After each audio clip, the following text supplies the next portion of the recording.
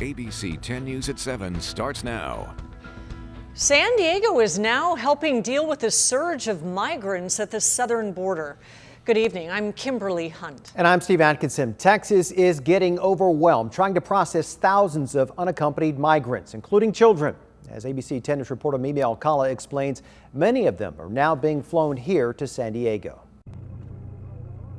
They don't leave their home country because they want to. They leave their home country because they have to. Many migrants, including thousands of children and teenagers, are streaming into Texas seeking asylum. It could be environmental situation, violence, threats.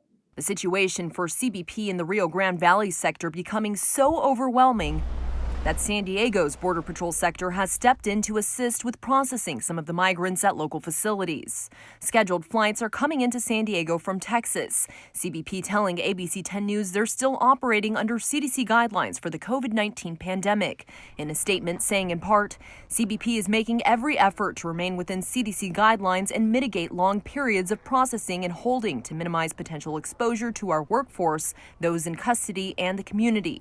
Once processing is complete, these individuals will be expeditiously transferred out of CBP custody. They say where each migrant goes next is based on each individual's situation, although many are sent to Mexico. Enrique Morones with Gente Unida, a human rights border coalition, says many migrants risk it all, fleeing their home countries in search of a better life, pointing out the deadly crash in Holtville earlier this month that claimed 13 lives. Crossing borders because of this situation is an international human right, and it should be respected. Customs and Border Protection's latest statistics show that in San Diego's sector, there has been a rise in migrant apprehensions since last year.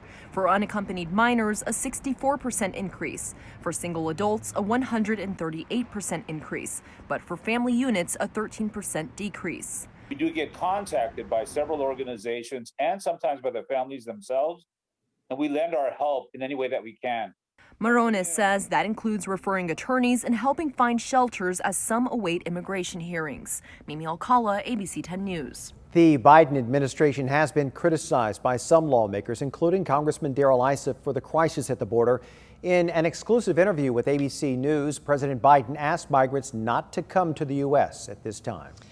Turning now to coronavirus, many teachers are not using the system designed to make sure they get access to the coronavirus vaccine. When 80,000 teachers and school employees became eligible, the county wanted to make sure they had enough availability. So they set up a special website for appointments. But so far, only about 30,000 people have been vaccinated through that site. The county's Office of Education says they think that many more teachers have been vaccinated, but there's no way to know for sure. So if someone goes to Walgreens or CVS or Rite Aid for a vaccination, there's no way to see how many of those people worked at K-12 schools. As teacher demand goes down, the extra doses and vaccination staff will get moved to other locations. As vaccine eligibility opens up to more San Diegans, there are still a lot of people left off the list. Our ABC 10 News reporter Jennifer Dela Cruz explains why hairstylists and barbers say they should be eligible for the shots now. As a hairstylist in Rancho Bernardo, Corrine comes face to face with clients every day, so she's eager to get the vaccine. We should most definitely be getting vaccinated. We should at least be on the list. The beauty industry, like many others, has been hit hard during the pandemic. The Salado salon owner says she's felt targeted by restrictions for a whole year now. Hearing the governor specifically refer to our industry, the beauty industry, as super spreaders, and that we wouldn't be reopening until movie theaters in the very last tier. It has felt very much like our industry has been so chastised and unnecessarily. With San Diego County now in the red tier, hair salons and barbershops can open indoors with modifications. She says they've taken every precaution to keep themselves and their clients safe, but she wants that extra layer of protection. We've proven to be the safe industry that we are, that we've strived to be. It's just a matter of comfort for our clients. It's something that I think for them would only further ensure that they're safe. And that's the most important thing, really. As the county moved through phases, healthcare workers, seniors, grocery store employees, and teachers slowly became eligible for the vaccine, but there's still no official guidance on where workers in the beauty industry fall in line. To see these various industries that don't work in such close proximities with people on the list and us not even included, it's just maddening. I personally don't feel at all like we should be prioritized.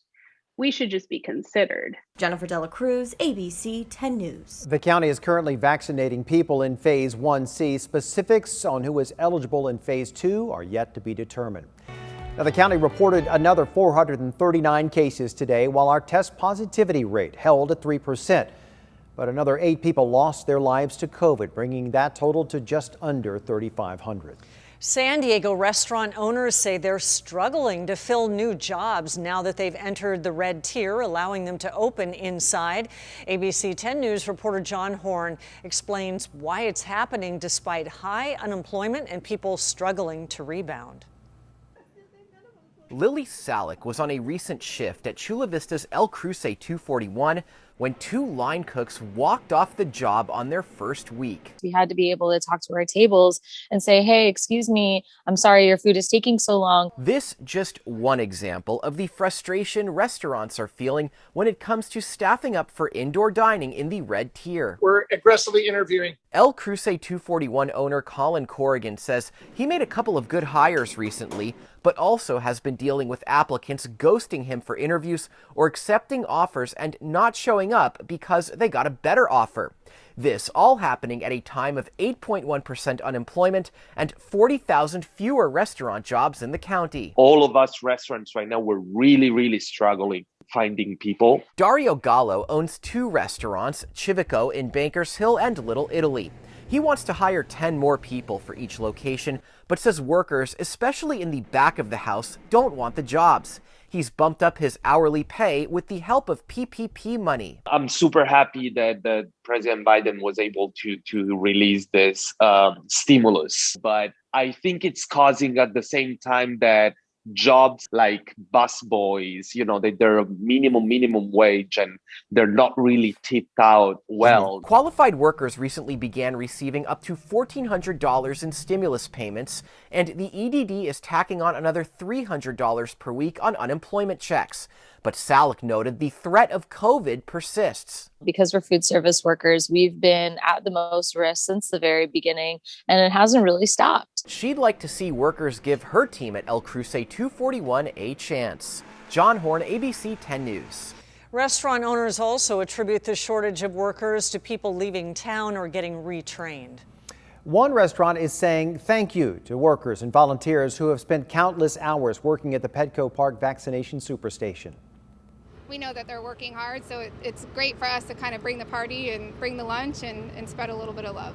The Habit Burger parked one of its food trucks at the site today to give out free meals. The company thought this would be a good opportunity to show their thanks before the site closes for good on Saturday.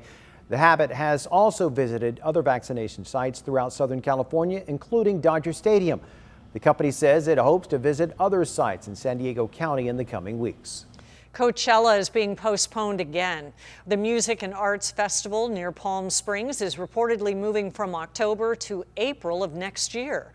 It's the 4th time Coachella has been delayed because of the pandemic. The Country Music Festival Stagecoach, which takes place the weekend after Coachella, is expected to be delayed as well. Stay on top of any new developments with coronavirus by downloading the 10 News app. A free version is available in the App Store. There is now just dirt where 3 pepper trees once stood in Kensington. This morning, the city finally managed to cut down the trees on Morrill Drive by doing it on street sweeping day when residents have to move their cars. People on that street had been using their cars to block the tree cutters. They say the trees were an important part of the character of their neighborhood, but the city said the trees were decaying and posed a safety hazard.